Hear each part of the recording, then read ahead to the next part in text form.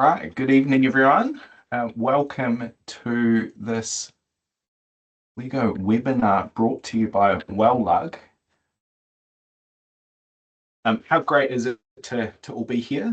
We've got a number of you on the line. I know we've got quite a number who have expressed interest in hopefully coming along tonight, but yeah, people from all over New Zealand, and I think we've even got a few from overseas here. So it would be awesome to hear where you're from, and yeah, pop that in the chat if you're from around New Zealand or overseas, and particularly keen to hear whether you're from another lug around the country or not.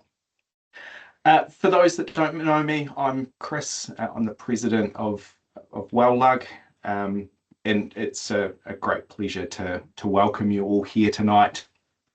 Well-LUG, or the Wellington Lego User Group, is a group of adult fans of Lego, one of the recognised Lego fan communities across New Zealand. And we run regular Lego club days across our 4 main centres, being Wellington, Palmerston North, Hawke's Bay and Wanganui, along with running the annual brick shows in Wellington and Palmerston North, and event or brick shows in Hawke's Bay and Wanganui every second year. This is our first foray into public online events, so we would welcome any feedback at the end of this. Do bear with us if there are any technical issues as we go along. We hope we've got them all sorted, touch some wood.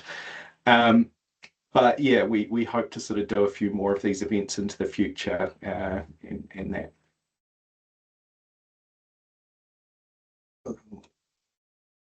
I'll bring in Jake and Emily at this point. So yeah, look, so we're all here, of course, to hear about the Bricks of Olympus exhibition that Jake and Emily did down at the Teece Museum in Christchurch.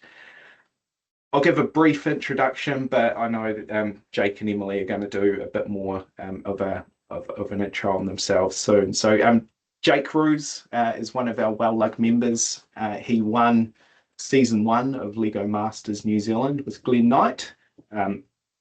He's well known in the Lego community for his complex mechanized Lego creations.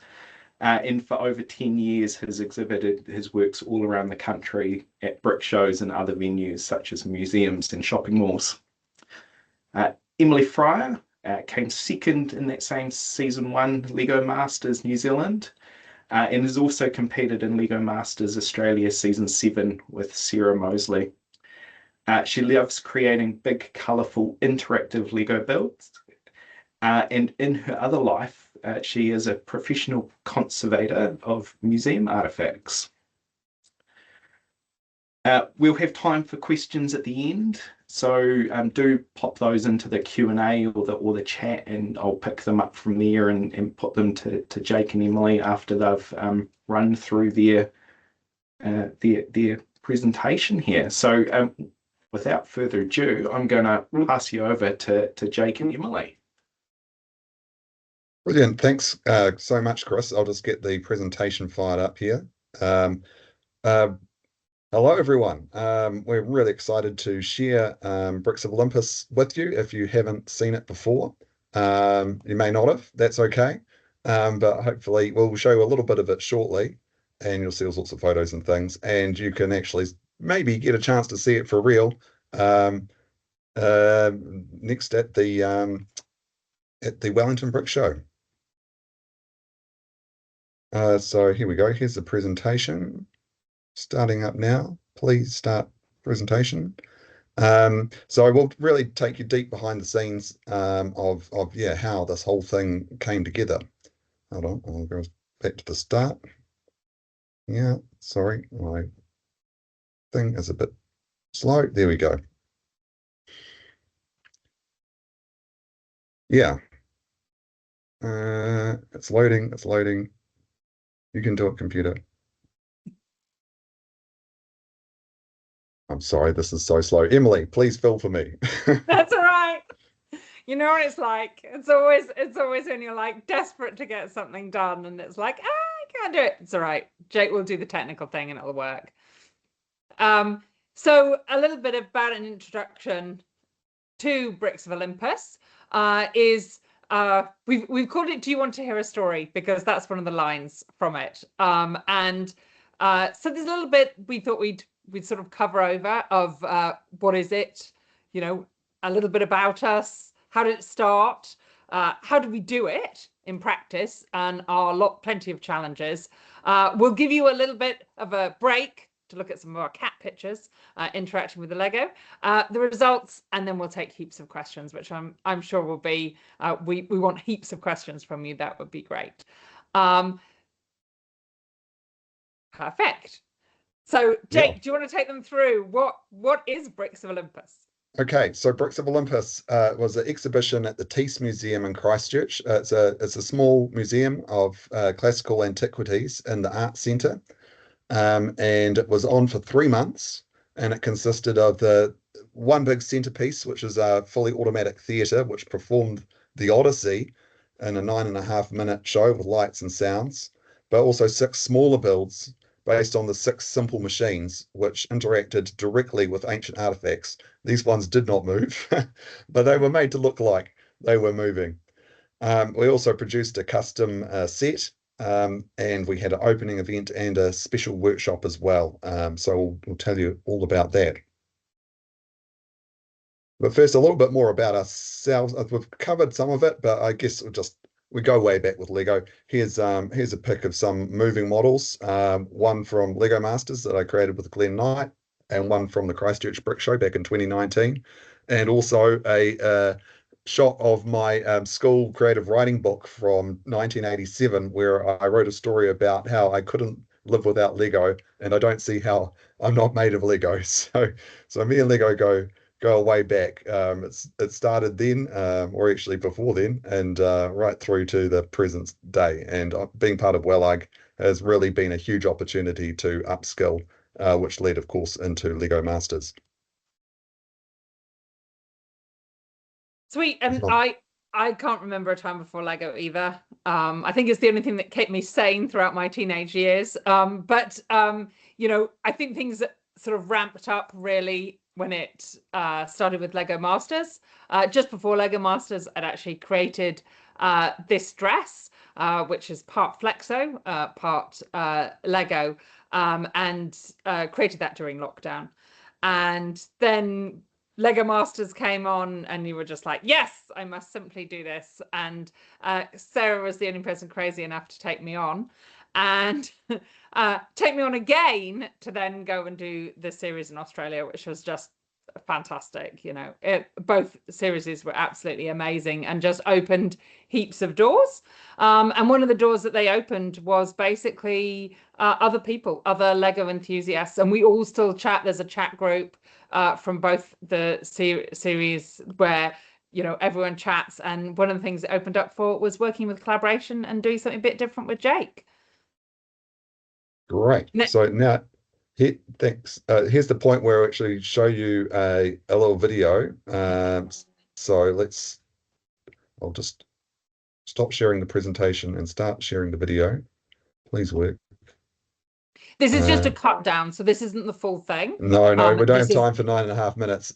So this is just like edited highlights for the uninitiated. And then we'll get into how we actually got there.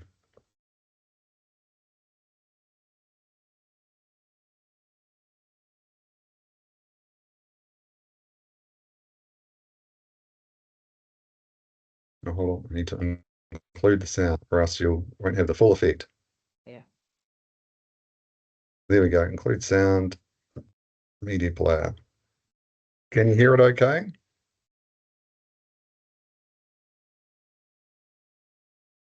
It's not playing, Jake. Oh, it's not playing? Can you see it now?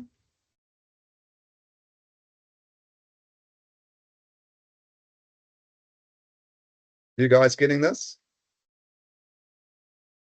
Yeah, we can see it. We just can't hear it. All right.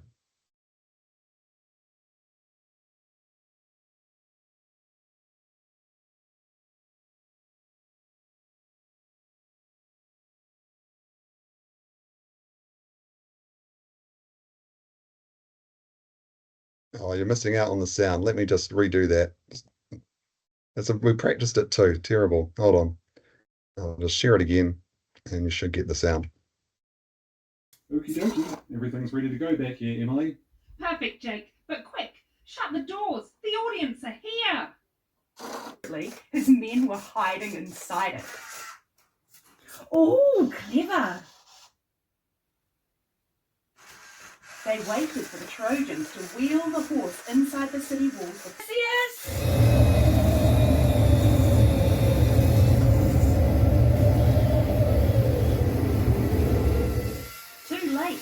All the other crews made it safely home. Sail away to safety. Clever Odysseus.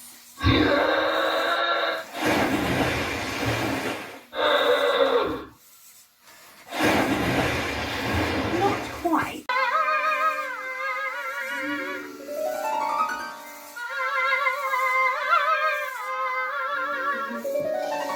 But Odysseus gets his men to stuff their ears with wax so they can't hear, and they pass safely. With tunes like that, it sounds like those sirens should go on tour. Hey, you're really getting the hang of this. There were actually two monsters. First, a giant whirlpool called Charybdis. And she sings him a song too? Was it, I'm spinning around? Odysseus had to make an impossible choice. Sail too close to Scylla and his men might get eaten, but sail too close to the whirlpool and the whole ship could be lost. He chose to sail closer to Scylla.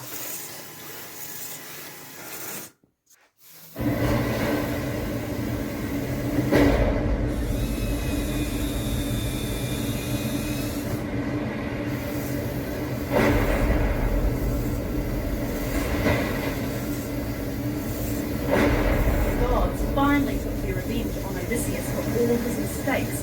They created a terrible storm and sunk his last ship.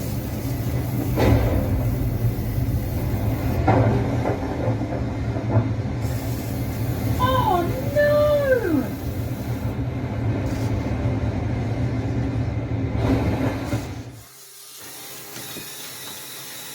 He still has one goddess on his side.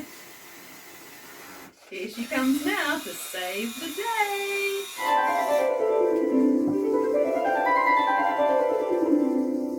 So Athena helps him return home to Ithaca? Not right away, that would be too easy. But with her help, Odysseus finally makes it home. You think they liked it, Emily? I don't know, Jake. Let's ask. Did you all like the show?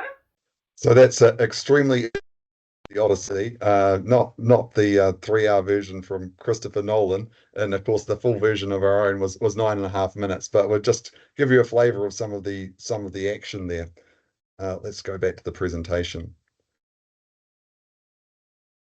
Yes, you can hear a lot of whirring on that one. It's not Yes. quite so bad when it's in person. Yeah. No. There is a lot of motor whirring, but yeah. There's a lot of perhaps motors that are working quite hard in it Yeah. as well. We'll show you some of them. There we go. So here we go. So how did it come about? So Emily and I were at the Christchurch Brick Show in 2024, and yeah, we got talking about things that we could, maybe teaming up, doing something together. And there was a bit of chit chat in 2024 about that, and then we sort of came together again. Well, not quite, via Emily's sister actually, and brother-in-law at Otago Museum, and there was a competition to build a museum piece, which I entered, and so did Emily's brother-in-law, and we were chatting about that, and I also got to chat to Jackson and Alex, who are in the center of that picture there, who created Relics, a special Lego exhibition, which was traveling the world. You've probably heard of it. You hopefully have seen it. It's fantastic. And that really was quite inspiring about how they kind of leveraged, bootstrapped themselves up to create Relics, which was a sort of like a integrated Lego with everyday objects, which really made the Lego go a heck of a lot further, if you see what I mean. So it wasn't like every single thing was Lego, like a Brickman display, but it still was a Lego exhibition. And so that got me thinking, well, working with museums and maybe leveraging off other things, you could perhaps create something much bigger and a lot cheaper than something that was 100% Lego that Brickman would do. And then, yeah, Emily. Yeah, so one of the places locally, which I've done a lot of work for over the years, and conserved all their items that were damaged in the Christchurch earthquakes, is the Teece Museum. So it has the Logie collection, and the great thing about that museum is that they are super, super, super Lego obsessed. So they always have the minifigures. At school holidays, they pose them around, they put them all over the place. And so we were like, oh, well, would you like to do something a little bit more crazy? And let's bring in something a little bit more, and try and bring more people in.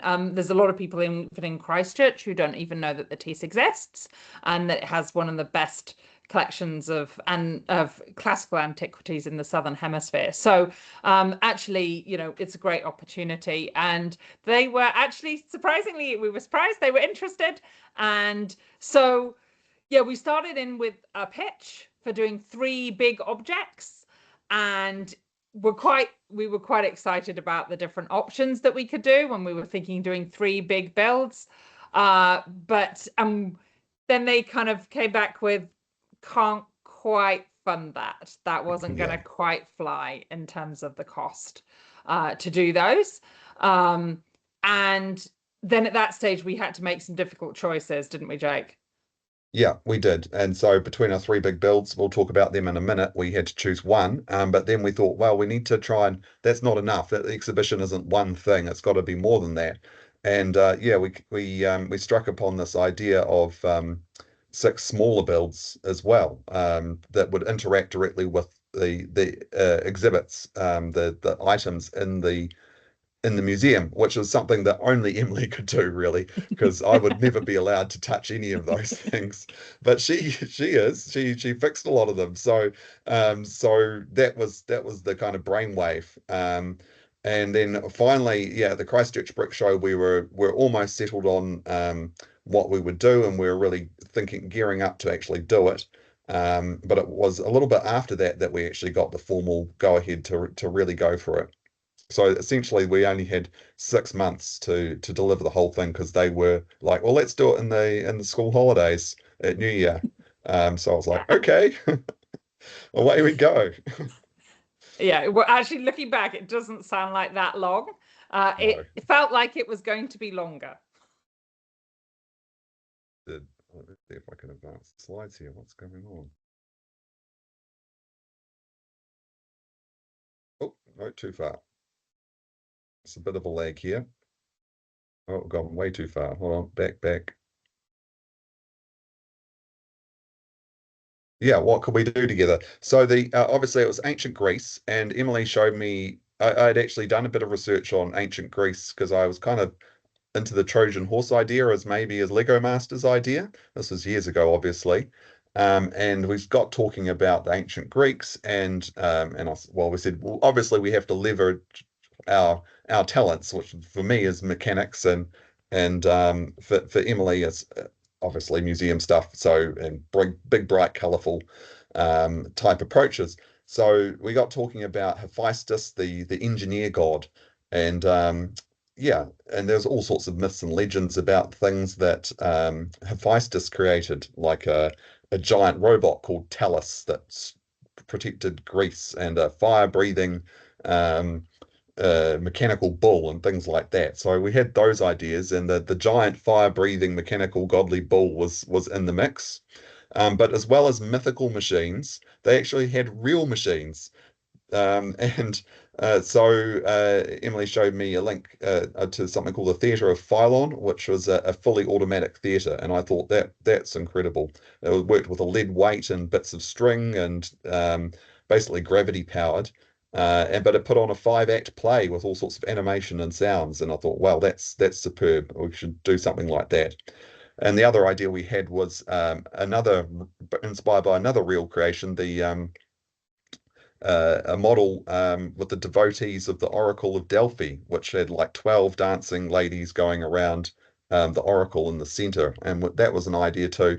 But in the end, Emily, why did we choose the theatre out of those three, do you think?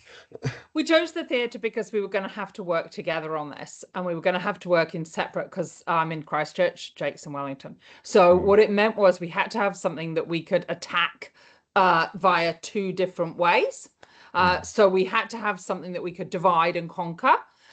So the actual theatre itself is basically built in 2 pieces. There's the facade, which is what I did, which has got the caryatids in, which are the female figures at the front. And then there's the sort of engineering bit at the back. And what we thought was, well, that kind of leverages both of our skills. It's got lots of things for Jake to play with and make work. There's lots of things for me to kind of get a bit lost in, trying to do, something really big, and also to do little details and fun things as well. And that kind of played in with having the 6 basic mechanisms as well. We could kind of balance that across both of us and kind of work together, but separately. Because our challenge 1 is we live on different islands. Yeah. So I'm in Wellington, and Emily's in Christchurch. So having a main build that we could split in half was really the answer to that question. But Emily also basically built all of the other 6 simple machines, Lego builds, with creative input from me, but I practically didn't lay 1 brick on those, I don't think. But I had my hands full with engineering as it happened. But a split build was really important, and also I think we thought it would strike a nice balance as well, because it is based on something real. There was a real automatic theatre, and like if a god could make a robot, would it actually look like a robot that you would recognize? Like, I think there's kind of a bit of an issue there of trying to create something which is at such a exquisite level of craft that a god could create. Well, we're probably not quite up to that standard. So having something that was a little bit more real world was good. And the other thing as well is that really worked with the space, like the theatre was at the focal point of the room, and having it against the wall and not, being able to go around the back was actually quite a good advantage. Whereas something like a mechanical bull or the Oracle would be a 360 build. And also the opportunity to tell a story and really engage people for a good length of time as well, because yeah, like this, when you watch the theatre, you watch for a whole 10 minutes. So I'm not that's quite good value for money if you see what I mean, rather than saying, oh look, it's a giant ball and that's kind of it.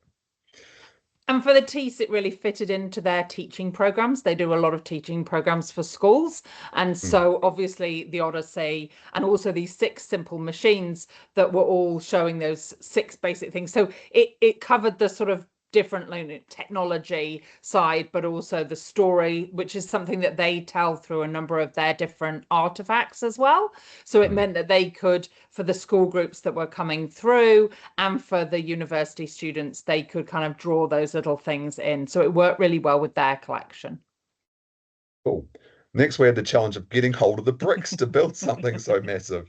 So we it was basically by hook or by crook. We had all sorts of things. There's us down at the pick-a-brick wall. There were some good pick-a-brick scores. Emily was particularly good at keeping an eagle eye on the Rickerton one. The big multicolored bag in the middle is what you get when you order parts off Bricks and Pieces from Lego.com. I actually quite like Bricks and Pieces in terms of it's quite good value for money. Like it's not terribly overpriced. But yeah, you get a giant bag mixed like that, and sometimes your orders don't turn up at all, which was a serious source of consternation during the process, waiting on stuff to arrive. And I've also chucked the cute bunny in there because there are 2 cute bunnies in the automatic theatre used to craft Poseidon and Cyclops. So there you go. All of those tan curves were very handy for doing abs and pecs. Yes. It's just, and also it's kind of like almost in some ways what parts we could get really informed what we could do with the thing, especially when you're working at such scale. Anything that came into when those tiles came in, I was like, right, I'm going to do the whole top of it upside down so that I can use them, because Jake hates studs, so I have to make everything flat. So as soon as they came in, and he's literally on the phone to me at the time saying to me how I need to stack them in the box to get the most out of it. So it was, our communication was constant throughout the whole entire thing. Just non-stop WhatsApp was really important to this project. I'd also add we used our own collections in this build. Yes. We rented the exhibit to the Teece, so we got it back. We still have it. We own every brick that's in it, the ones we bought for the project and the ones we had already. So that was a huge advantage and lowered the cost for the Teece and was a good advantage for us. And we also used Bricklink. Bricklink was very good. You have to pay for postage, but there was all sorts of things we simply couldn't get on the pick-a-brick wall, and they arrived quite quickly, like Meridia's golden bow. Yeah. It's the only set that has it, and I was like, I must have it. I must have the gold bow. Yeah, Emily was insistent that Cupid have a gold bow, and yeah, it comes in one set, and so we bricklinked it from Australia. Challenge number 3, automatic theatre has to operate for 3 whole months. So obviously you can make something work once, like the original theatre of Phylon was it was automatic, but I think it would have taken a good half a day to reset all the bits of string and weights and such like. But we couldn't have that. I mean, couldn't have it break or anything. What it would have to self-reset, and it would just have to go on demand. So luckily, this wasn't my first rodeo with mechanical creations. So here I show there's a picture of Mount Clutchmore display that has 15 motors in it, and also probably more importantly, it had run hundreds and hundreds of times. I'd taken that to like 6 different shows, and each time it probably did 100 run-throughs a day. So it might have run close to 1,000 times. So I was feeling quite confident about how to engineer things to avoid breakages and needing intervention. But Bricks of Olympus. This is a picture of a work in progress of some of the innards being composed together. Has 30 motors. So yeah, twice as much. But all through it, I was thinking, how can I avoid the things that I've seen in the past which cause a point of failure and just simply engineer them out? Okay, let's move on to visualization and how we actually designed it. So Emily, do you want to talk to this? Yeah, I think the problem with being on two separate islands as well is we had to really communicate really well with each other as to obviously the size. It's got to get in the building. You'll see how that became an issue later on. It's got to mesh up. My facade has to match with Jake's backdrop. And also every little thing, you know, each of the different colors, the sort of second picture shows us in Stud.io, trying to pick the colors, you know, what color will the characters' dresses be? You know, what will it look like? What will the color scheme be? You know, how can we make it look like it's ancient Greece, but also kind of bring in those colors. Everyone kind of associates ancient Greece with being just like white marble. But obviously, originally it was really brightly colored, you know, really quite gaudy. And so it was kind of striking that balance between something that you could recognize and also something that, you know, allowed us to do a lot of colors. At the end of the day, the color that won was not green, it was yellow because I had more yellow bits. And there were yellow bits on the brick wall. So in the end of the day, a lot of the time, what won was what we actually had to hand. But, you know, it was really important that everything lined up. And for Jake especially, you know, that nothing would interfere with his mechanisms. So nothing was protruding from my facade at all. Mm-hmm. Yeah, we had a completely a planar interface, so there was no crossover except, you know, to at the very top they click together. Because we only had a week to put them all together. Yeah. So on this slide, you can also see this weird thing on the lower left corner. That was the original theatre layout thing that I made in order to work out how to maximize the stage space and the space in the wings and the revolving backdrop in order to make up all the 7 different scenes that were part of the story. And that really chose the size of the basically the wings at the side of the theatre, because basically everything had to then retreat into them. So as soon as we kind of had that, we were like, right, okay, this is the size of the opening. And once you've got the size of the opening, you've then got the size of the theatre. Yeah. Other things were determined as well by, like the height of the stage was determined by the higher I made it, the taller I could make Poseidon to hide him underneath. Here's just a quick example of the kind of design and build process from a drawing of the Cyclops throwing a boulder to me kind of figuring out what my Cyclops would look like and how I could make him throw a boulder without throwing a boulder. And I tried a few different things. I thought, is the Cyclops going to pick up the boulder and put it over his head like this pitcher? And in the end, I decided that no, he would just rotate at the waist and be holding it like a shot putter. But so you can see in there that there's a turntable in his waist, and he's got a transmission that goes all the way down his leg and into the rock he's standing on. And so you see his legs are akimbo. So that means that the axle, which is transmitting the turning and throwing motion, is actually what's also holding his legs on. So this was probably the bit of the model that I was most concerned about, that the Cyclops would fly apart. And so that was really where I was applying the kind of belts and braces approach to avoid that at all costs. And have things, it's not shown in this picture, but he's actually got gears on his bum because that's the only place where I could put them. And I was really concerned that the gears would fall off his bum, essentially fall off the ends of the axles. So I did all sorts of tricks to make sure things like that wouldn't happen. And I think, so with the 6 basic mechanisms, we were actually working directly with objects. The Duplo in the top left basically represented the objects for quite some time, because obviously I couldn't take the objects home with me. So we had to kind of work without them.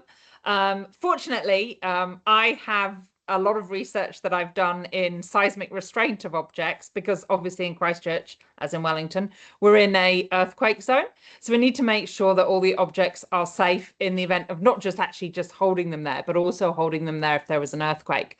And I wanted to kind of push it as much as possible. So I wanted them to be on angles, looking as though the idea was that the minifigs were kind of running the museum and they were pushing things uphill and they were doing all these different, working all these different mechanisms in order to move the objects around because they're only tiny. And so, you know, they need these basic mechanisms in order to move these giant objects around. So there are lots of different ways that we did this. Some of them are things like in the bowl with the water in. It actually has a Melanex bottom, which is a sort of an archival material to stop it actually touching the pot at all, because they can be quite, Lego bricks can be quite sharp. The one on the right has got, this was just great. I mean, there's actually a removable reversible adhesive that actually holds them down. But then I was wanting belts and braces. Again, like Jake, I was really concerned, you know, like with the mechanisms, over quite a period of time, would it hold up? And so I was like, what am I going to do? What am I going to use? Like if I use the normal restraints that we make, they're really visible. So I was like, well, why don't I just do it in Lego? So I actually spent quite some time with lots of objects up on sides, and actually realized that like Lego taps and there's the little Lego bat things and everything are really, really good. They're unbelievably effective, and they just kind of blend in with everything else. So I think they're super fun, and they sort of stop it tilting on one side and pushing on the other. The other one is a giant big piece of marble, and obviously we can't restrain that with Lego bricks because that would be really dangerous, especially to the object that's sitting underneath it. And so I actually had a custom floating mount made for it, and then made the Lego object so it looks like it's sitting on it, but actually the Lego object doesn't have anything underneath. It just sort of wraps around gently. It doesn't have a back. And actually that one was really effective. It was actually one of my favorite ones because it was hidden away in the case, so you like looked at it and you were like, what are those Lego figures doing? I really like that. That was fun for me. Yeah. So not ABS holding it up. It's stainless steel. You'll be glad to know, because Yes. these objects were like legit 2,500 years old. So yeah, we And don't want to. panicked. We'd never live it down if we managed to break them through popping them on top of some Lego and the Lego not holding up. Here's an example of just I guess the creative backwards and forwards really to make it better. So yeah, Zeus was the centerpiece in the top of the portico, scaling down over the action. We needed to have something up there, and yeah, Emily came up with the idea that it would be Olympus, and Zeus himself would be presiding over everything. Which is a double-edged sword, because then you've got to make a figure of a person, and it was bad enough making the carotids, and then you've got to make Zeus, and the thing is, you've got to make him to a very specific scale, and you know, you come up with your first thing and you're like, well, this is how it works for me. I just hold it up and I go to Jake, what do you think? And he goes, and then I hold it, another one, done a bit more work, hold it up to Jake again. I'm not liking the eyebrow. And Jake's like, he's got to have eyebrows. And I'm like, I want croissants as the eyebrows. And Jake's like, well, have croissants as the eyebrows then. And I'm like, well, I can't get croissants to fit. So Jake then goes, you can fit them with this piece. And I'm like, how am I going to get that in this space? And then it's like, oh, well, actually, maybe I could. So it's, and that's that kind of pushing off each other. Like he doesn't let me rest on my laurels and go, oh yeah, that'll do. Yeah, I mean,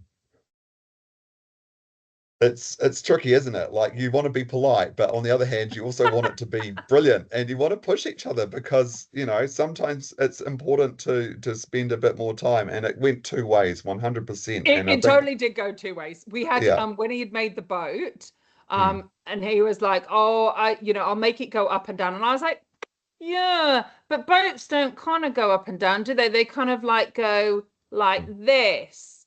And he's like, yeah, they do. And I was like, Yeah, there must be a mechanism for that, isn't there? And Jake's like, yeah. Yeah, and it often just takes a bit of prompting, you know, you just need a little bit of a push and then suddenly you'll find a solution. Yeah.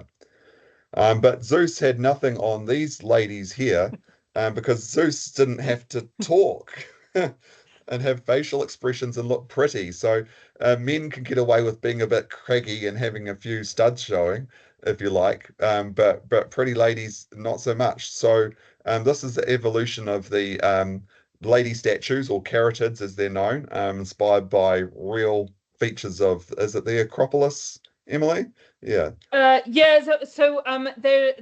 There's a whole story associated with caryatids, but basically they were they were enslaved, and they were made to hold up ostensibly the pillars. So I mean, again, it works. It's the whole entire temple thing. You're bringing that all in, and you know, it's quite nice to have that. And I really wanted to have, as it developed, we really wanted someone to tell the story, and we thought that would work really, really well. And so they went from being just sculptural pieces to being things that needed to tell the story. And it's no good just their mouth moving, because your mouth doesn't tell the story. Your eyes tell the story, and your eyebrows tell the story. So it meant that we had to have 3 mechanisms in what is a really, really, really tight space inside their heads, hence their large bouffant hair.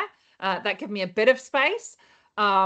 And then we wanted their eyes to do fun things, you know, as we kept on pushing each other. And I was like, oh, I really want them to look left and look right, and you know, and then to be able to roll their eyes and do different things. And it's like, Jake's like, how on Yeah, I mean, this is so brilliant. Like she said, well, I want them to roll their eyes, and then Emily came up with the idea of them literally rolling their eyes. So behind each eye, there's simply a round 2x4 tile, essentially, half colored white, half colored black, and they roll left and right, and that was amazing space saving measure.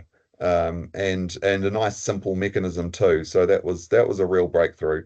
But I get to that stage, and then I go, oh, so I arrive in Wellington for a conference, and literally go to Jake. There you go. I've got the face together.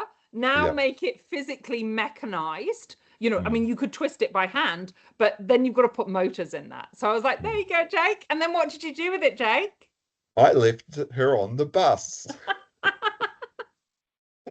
So there's all this backwards and forwards. And so when I was going to return one of the caryatid's heads that had been mechanized, I took it with me on the bus to work, and then I got off the bus without her.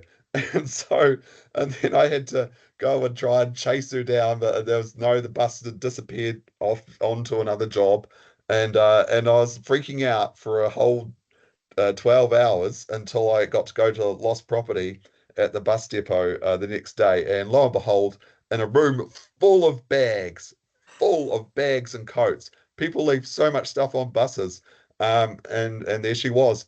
But if whoever might have stolen her because she was Lego was probably put off, because when they looked in the bag, this Lego face would have been looking back up at them.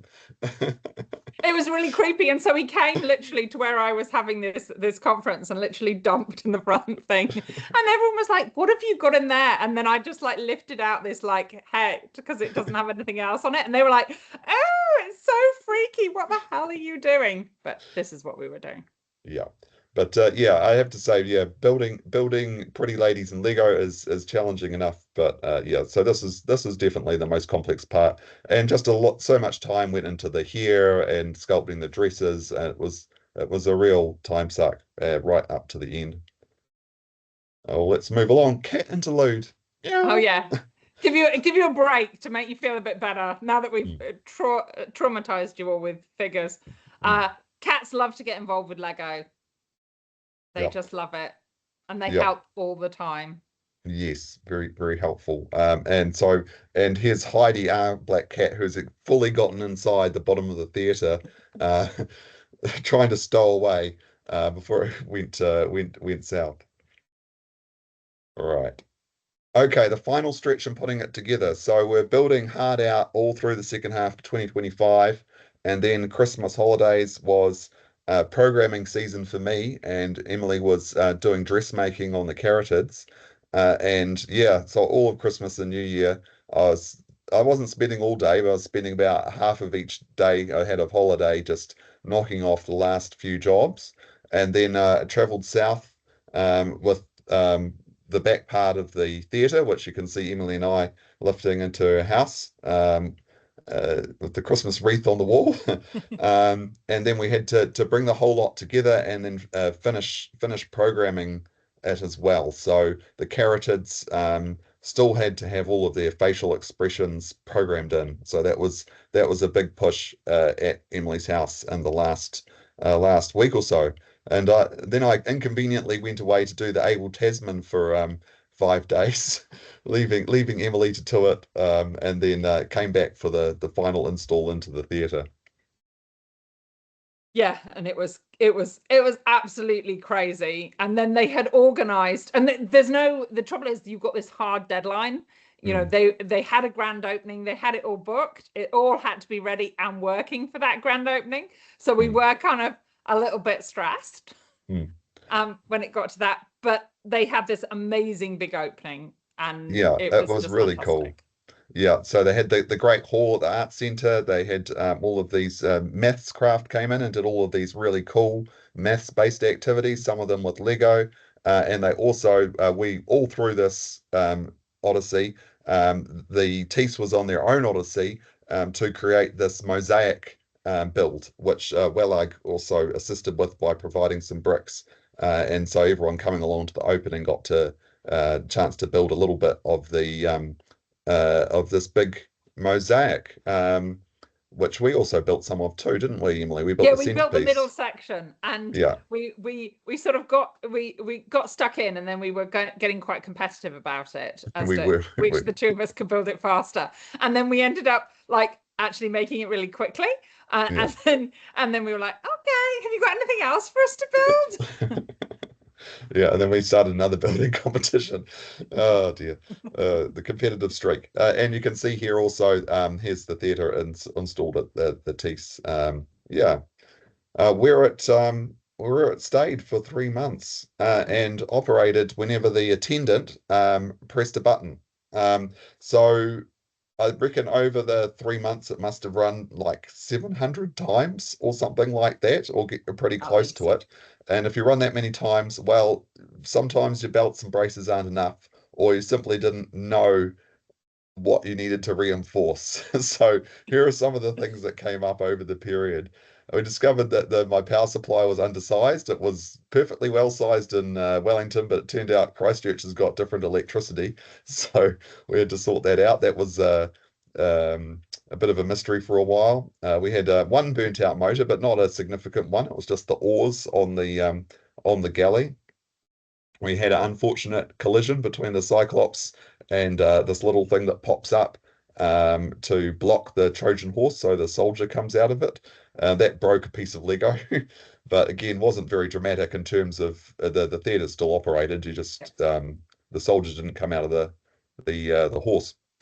We found that we should probably have planned on lubricating the model regularly. It seems like a no-brainer, but on my defense, Mount Clutchmore, my last big build that ran like 700 times, has never needed any lubrication. There's very few models that have actually needed it, but it turns out this one did. So some parts sort of stressed out and stopped working just because of what happens is that the plastic dust, Lego flour, starts to build up and clog and slow down the rotations. I had a random freak out where like everything came out on the stage at the same time, and I still have no idea how that happened, but it might have been to do with Bluetooth interference, because that is a real thing, and the theatre has 3 different controllers and they're all linked by Bluetooth. And then finally, last but not least, we had the Poseidon incident. Emily saved the day on, but managed. Well, It caused a actually, flesh wound. was, and again, this is one of the things of being on two different islands. Instead of Jake being able to go in and repair it, what it tended to be was me going in with no idea what I was doing, and but with like it on video and Terry holding up the video while I sort of rootled around and tried to work out what I was doing. And the thing is that there's a huge disconnect between seeing things on video and what you're actually seeing in practice. So until I kind of got the idea of what I was doing, it was quite hard, because when you haven't built it, you don't necessarily know how it was constructed. So this one was actually quite an old piece, and what had happened was that it had literally just snapped, and Jacob put a fish hook. It had to be literally the sharpest thing in the universe. He put a fish hook underneath it to hold it up. And so it had pinged right the way up to the top. But fortunately, and absolutely completely fortunately, it hadn't gone all the way back into the motor. So by some, sort of arcane methods, I managed to get this fish hook, and stab it into something so it didn't keep stabbing me. And then sort of draw it out. So we knew that we could actually like get that out. And then Jake was like, oh, what are you going to use? How are we going to do it? And I'm like, it's fine, Jake. I'll just turn it round. And he's like, you can't turn it round. You can't turn it round. And I was like, no, you can. It's got another round. I'm pretty sure it is that piece. Yeah. It's an old, for those of you who are older, it is an older style piece. Yeah, we have repaired it. Jake before the Christchurch Brick Show came down and put something a little bit more sturdy and belts and braces, so it won't happen again at Wellington. It won't happen again. Yeah, also it turned out to be a last minute change just to make Poseidon go up and down straighter. I changed for a different Lego piece that has a hole in it, and it was a very weak one as it turned out. But you live and learn, I guess, is the message there. It's all right. It had a backup. We did also have an issue with the starting button as well, didn't we? Because the sticky button. Yes. And because the Teece, they would put it in, and obviously like we have a different Lego. It was never an issue for us. We obviously have a different Lego finger, but for them it was too much, and then it was sticking. So I just put a plant piece on it, and then they could pull it back out if they wanted to, and that worked really well. So plant pieces are the answer to everything. Yes, my secret button was a bit sticky because the attendants just pushed it too hard. But anyway, so we made it through the 3 months. And I believe that the Teece had twice the number of people through that they normally would. And people that would never have gone there before went there specifically to see the Legos. So from that point of view, it was a screaming success. They might have been a bit sick of hearing the story of the Odyssey for the 700th time, but it certainly did the trick in terms of getting more people through the door. Yeah, the visitor hosts had a competition at the end as to who could recite all 9.5 minutes of it. And they did quite well. But I believe afterwards, after they hadn't had it for like a month or something, people were actually starting to miss it. So I think that's quite nice.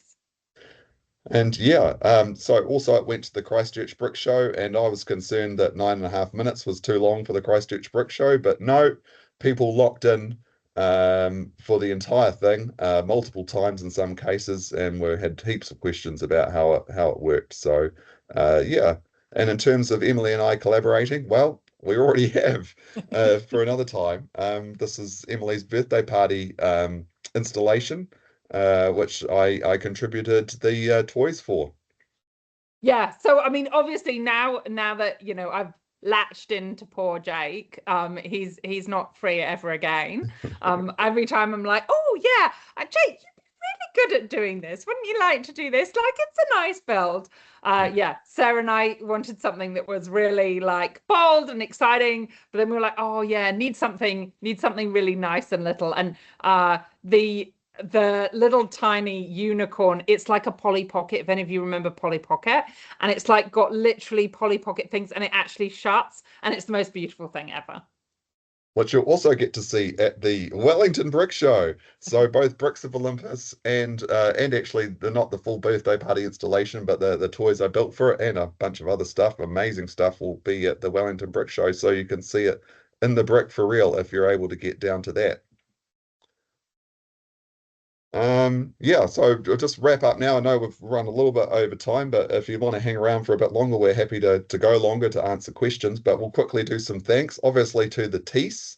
itself. We wouldn't have had an exhibit if they hadn't contributed so much, including the script. So yeah, Terry, the curator, and Emily, her assistant, came up with a brilliant script, which and then they found brilliant voice actors to perform it, and Naomi and Patrina. So all of that was a brilliant contribution from them to make it all happen. Also have to thank your friend Sebastian, don't we, Emily? Always. Yeah. He did some brilliant 3D printing for some of the motors, which were non-Lego motors. And also my friend Andrew Dean, a brilliant guy, does escape rooms, and is a tech genius, came and saved the day a couple of times as well. And obviously we have to thank our Lego Masters partners, and everyone really from the Lego Masters season 1 especially, just for being really supportive. And obviously we put in Lego meals because we think this is quite funny, because basically we get our partners to carry all the Lego around with them, and the children, for putting up with it, they can also recite the whole entire thing. Cool. All right. So we've probably talked enough. Yes. We'll take questions now.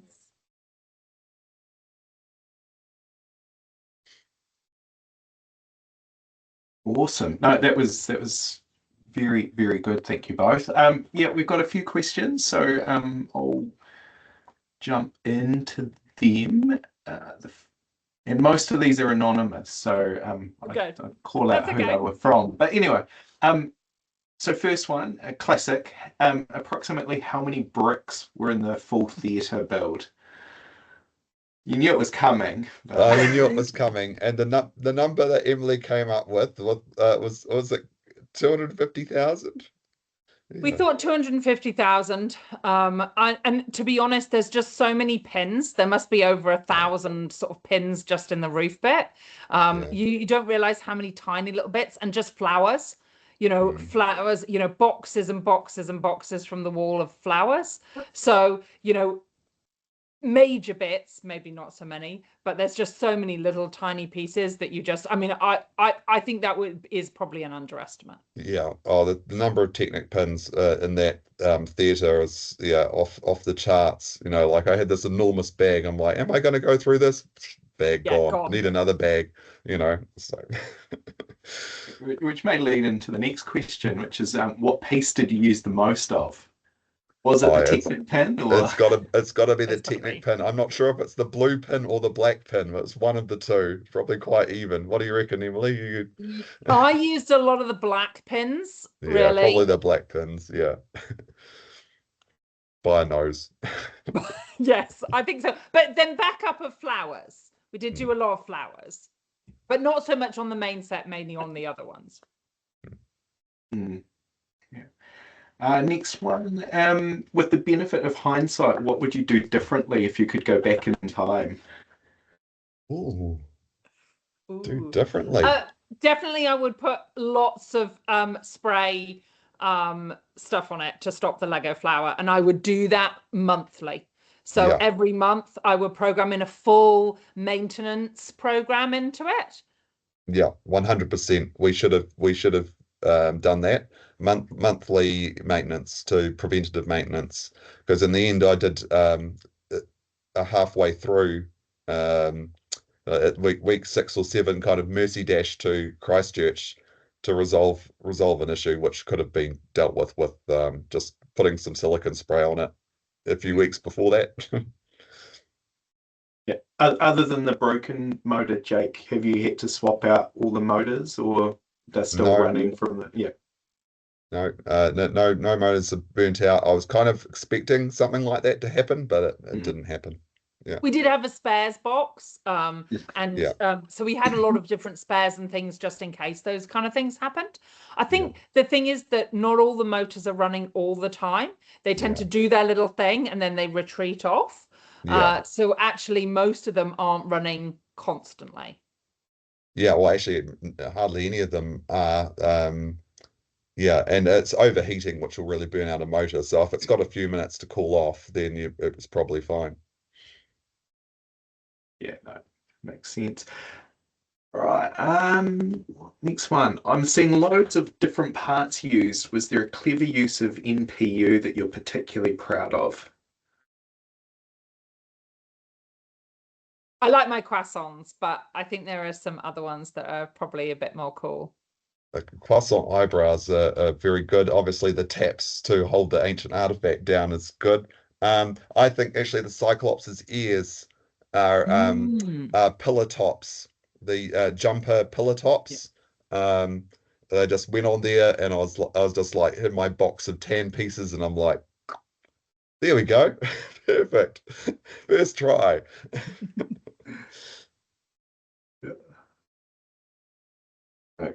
Cool. All right, where am I?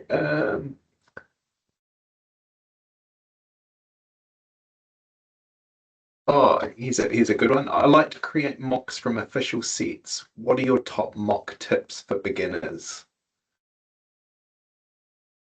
Top mock tips for So go Emily. oh yeah, sorry. I saw you were talking about like making one from, so you've got a set and then you remake it into something else completely different. Is that what you're I thinking? assume that's what it is, but maybe just, you know, top tips for top mock tips for beginners, like how, like where do you start? Obviously, you know, some of that process is drawing, but yeah, any tips for people just getting into kind of creating their own displays and stuff?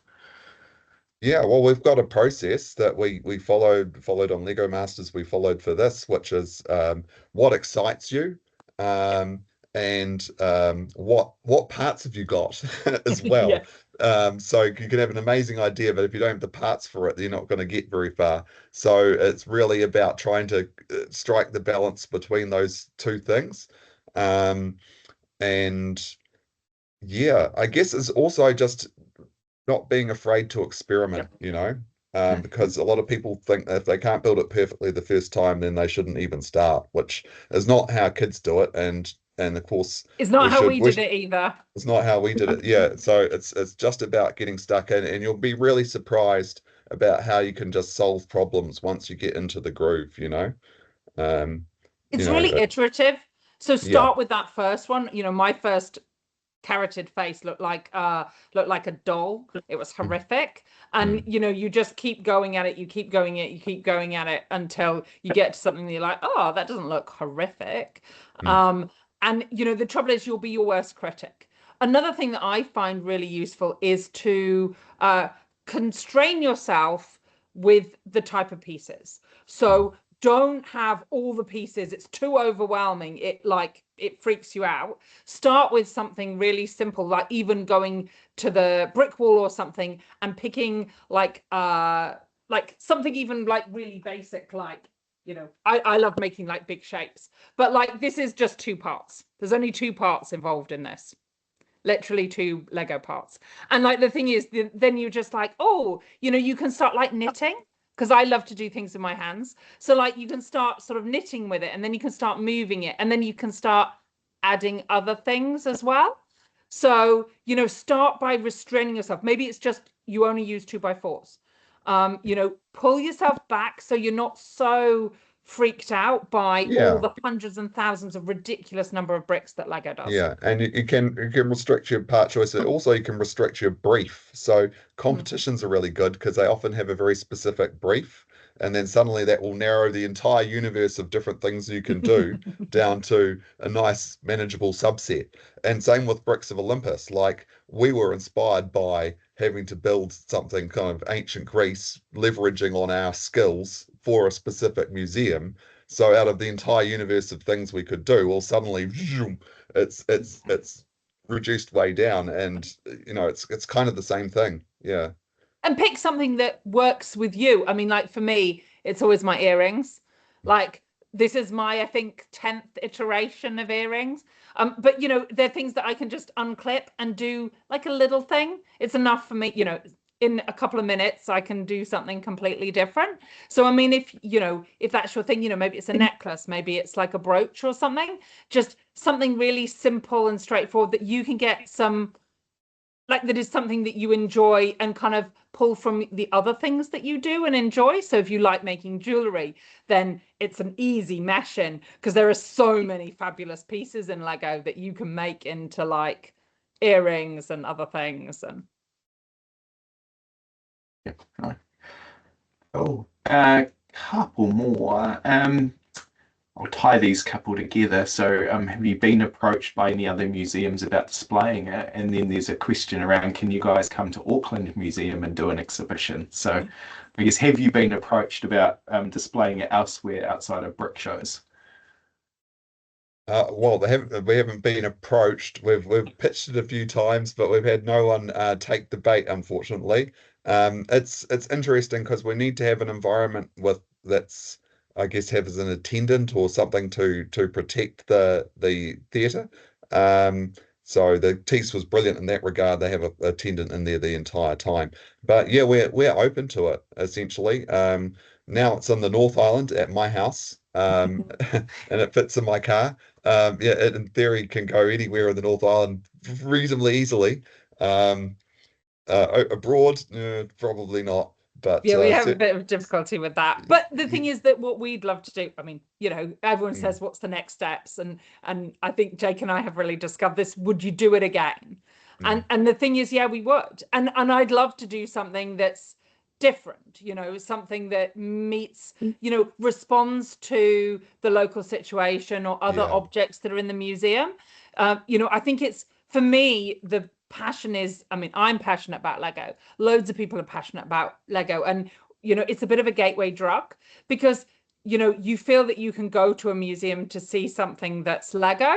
And when you're there, you realize, oh my gosh, there's all these other amazing things here. And it allows you to see objects, I think, in a different light, you know, from these stuffy, old fashioned, you know, things with stolen things from other countries, you know, to being something that, you know, is like, oh, you know, that's quite engaging. I hadn't looked at it like that. I see how they've looked at it. And also you can kind of, you know, especially if you're a huge Lego fan like us, you know, it really draws you in to go when you wouldn't possibly go otherwise.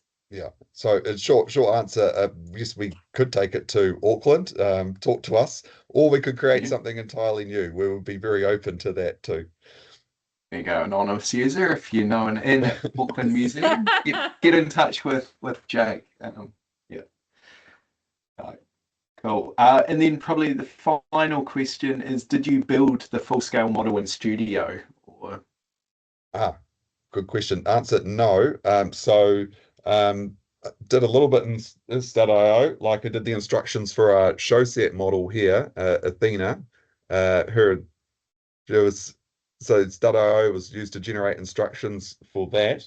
It was used for a bit of color design. You would have seen earlier that Emily used it for. And the main thing I used it for, and I haven't really used it at all before, was the rotating backdrop.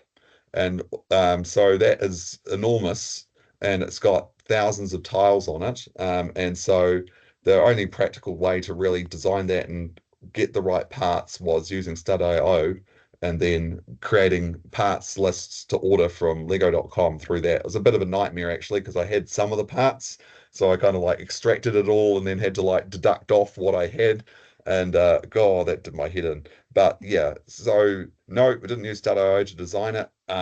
We used, like I say, maquettes. Here's an example here.